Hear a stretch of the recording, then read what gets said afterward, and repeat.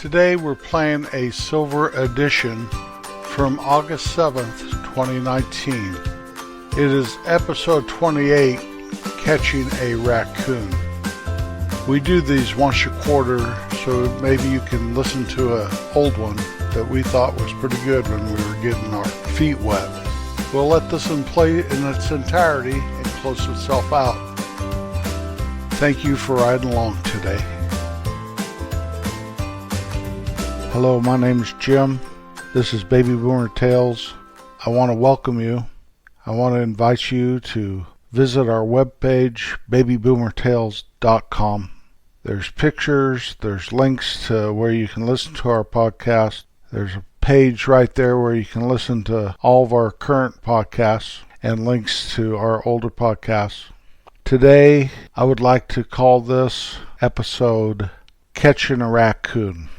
When I was a boy, I liked to catch stuff.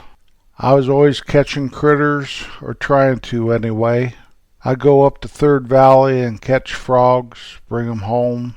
One time in a class field trip, I must have been 4th or 5th grade, I caught a snake and chased the girls around with it. Thought I was pretty funny. It was just a little garter snake. I liked to catch fish. I would try to catch turtles and was successful once in a while catching a turtle. You would think that those little suckers move so slow they'd be easier to catch. As I grew older, even though I still liked to fish, I didn't try to catch too many frogs and snakes and turtles. I guess I was starting to grow up a little bit. One day I was downtown in the store, and a man came in and informed people in the store, working in the store, and I was standing there, overheard him. He said he had lost his pet skunk, gave his name and phone number, and offered a small reward if anyone found it. Well, as things would have it, that night I was walking home with my dog Baloo, and lo and behold, on the hill, there was a skunk. Well, we kind of chased the skunk, and the skunk not real fast, but we were trying to get around so I could catch him, and we finally got him cornered. And I was just thinking that reward money and how excited it is for us to catch a skunk. And Blue was right there. She's a good dog. Heck of a hunter. And the next thing you know, it was dark. It was night. But the air turned green and putrid and awful. And that wasn't a pet skunk. That was just a skunk. And he had sprayed. And Blue and I couldn't get out of there fast enough. Well, after a while, we went home, and I had my brother smell me, and I didn't really smell like a skunk, he said, but I could only smell skunk in my nostrils. Thank goodness we didn't get sprayed, but by breathing the air and being in the vicinity and just being right there, it had just filled my sinuses, and I smelled skunk for days. I couldn't get it out of my nasal, let alone out of my brain. It was a terrible, awful experience. I have never chased a skunk. I don't care if some man offered $50,000 and he said that there are a whole herd of them running around out there. I'd leave them be. I've seen a skunk do some serious damage. One time when we had our store, this lady came in. She was a customer of ours, and a skunk had got under her house into the crawl space and had sprayed, and they literally lost everything in the house. Insurance just said, move, we'll pay for it. It's that bad. So if you've only smelled them as you drive down the highway and there's one been hit earlier, and you get that whiff of that putrid smell, just multiply that by thousands, and you'll know what I'm talking about.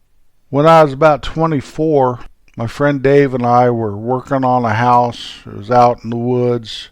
We were doing some repairs to the outside of it, one of my many, many odd jobs I had back then. And all of a sudden, you could see this raccoon, and he had like a collar on. And so all work ceased. And we worked the rest of the afternoon catching that raccoon.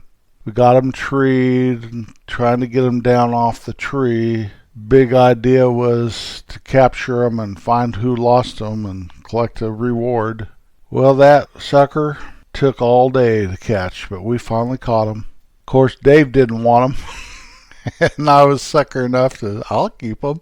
So I took him home, and I gave him his own room in the house. I lived in about a 4-bedroom house all by myself. I was a caretaker of a place, and the house came with the being the caretaker.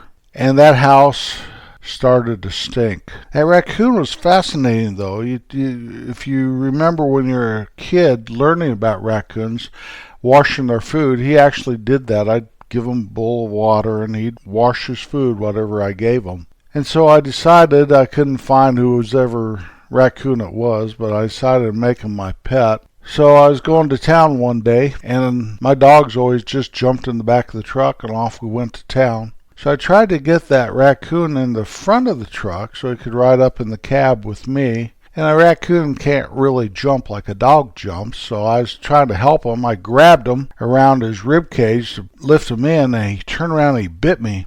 I imagine I startled him real bad, and he's probably just protecting himself. There was a big gash on my finger, and I still can see the scar. And he ran off. And I was so angry at that raccoon, I cussed him and yelled at him and threatened him. And he had a leash. By that time, I had a leash on his collar. And I thought, well, I should try to catch him and at least let the leash off before it goes on. I knew he wouldn't survive if he was out in the wild. Probably been someone's pet since he was a baby. But I couldn't get him, and I was bleeding, and I was angry.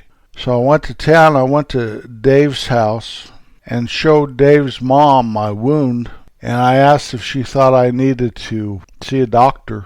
So she started quizzing me, where did I get the raccoon, and how long have I had the raccoon, and what was I doing trying to pick the raccoon up, and all this stuff.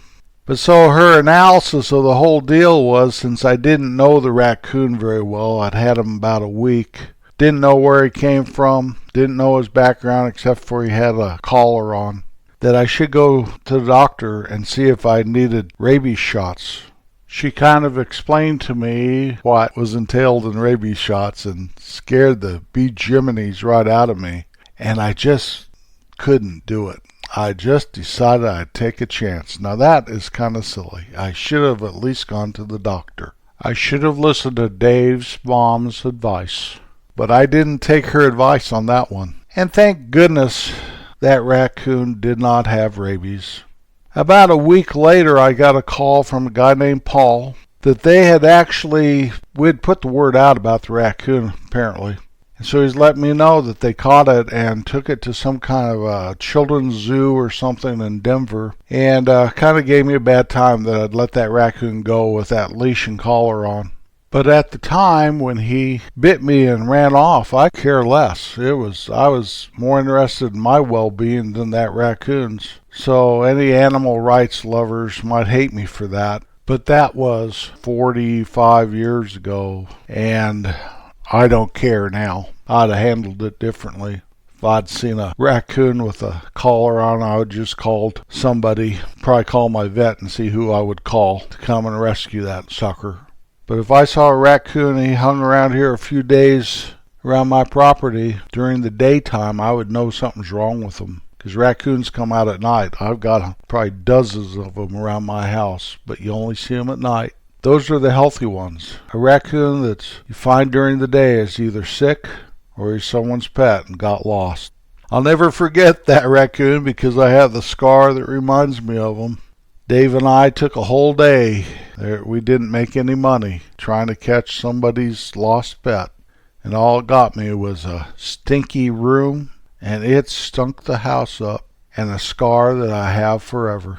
It also got me a story I could tell today, a little yarn that I could spin, a memory that wasn't hard to dig up.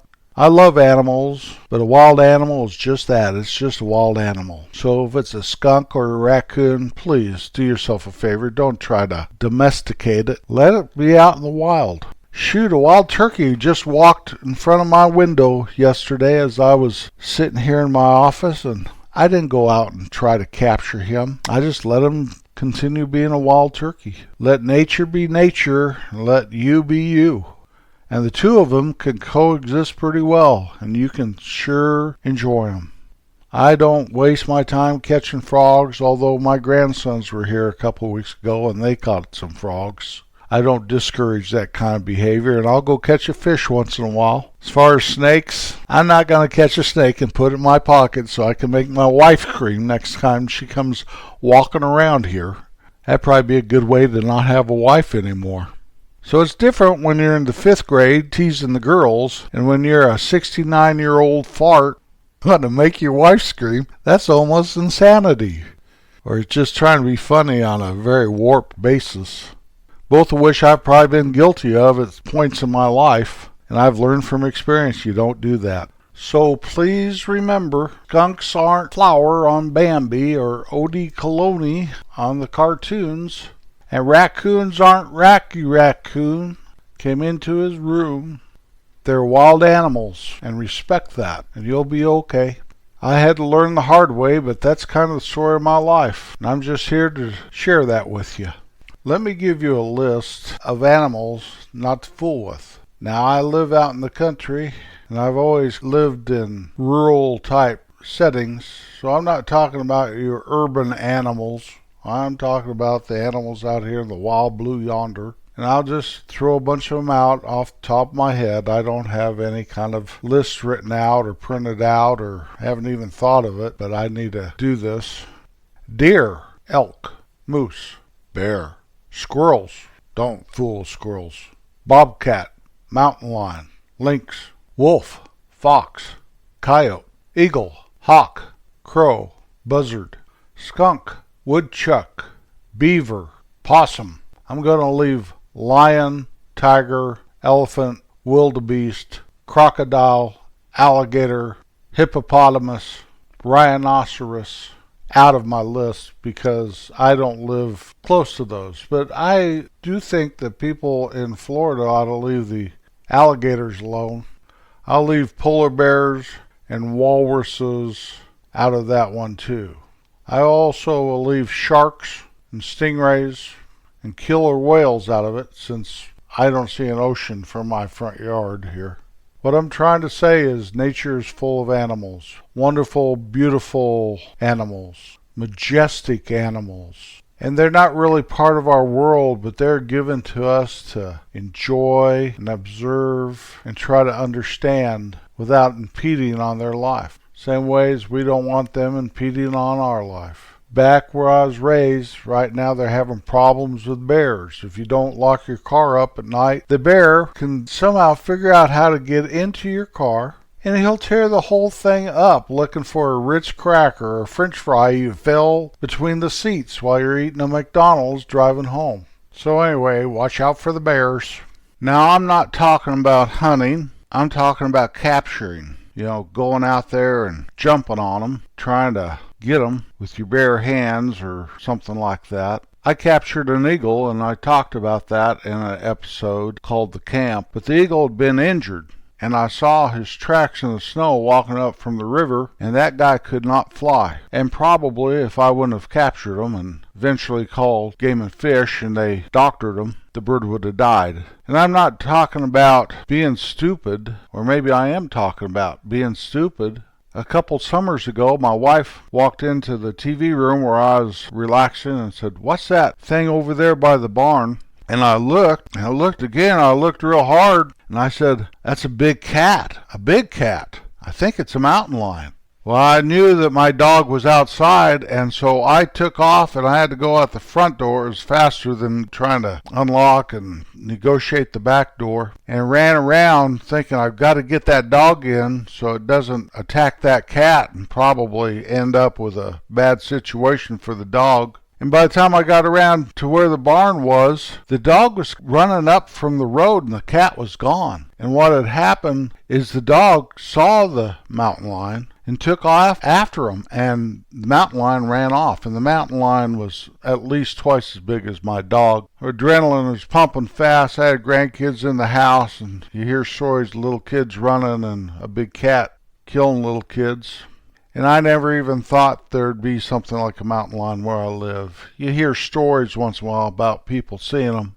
So I went outside unarmed. It's kind of like an idiot to rescue my dog. And what I'm talking about is, what was I going to do? Jump on the mountain lion to rescue my dog? Kind of like I jumped on that eagle to rescue the eagle. So you got to be smart about this thing and not let your adrenaline override your better judgment. When I got back in the house, I was curious. So I got on and Googled it, and I looked at a bunch of pictures, because this cat appeared to be pretty hairy. Didn't really look like what I thought. At first I thought it was a lynx or something. Then I realized it was too big. And I finally found a picture, and it was exactly like that cat. And then I read a little bit about mountain lions, and apparently a mountain lion, if it thinks, unless it's cornered, it thinks that if there's a chance it'll get hurt, it'll leave whatever there is there alone. So if the cat's not sick and the cat's not cornered, he should leave an adult alone. He usually will leave an adult deer alone.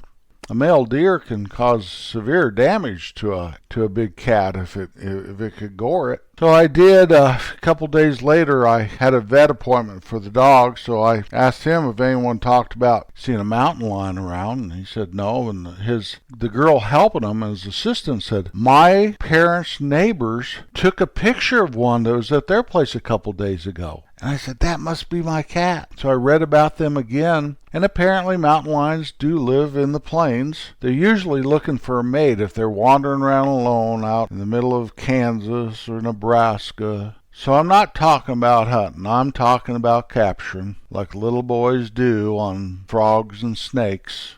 It's been a fun time remembering all those animals that I tried to capture when I was a kid. Always be kind wherever you're at, whatever you're dealing with, whatever the circumstances. It doesn't hurt a little to be kind. Thank you so very much for listening to my podcast, for taking your time out of your day. It means more than you will ever know. I'll be back next Wednesday.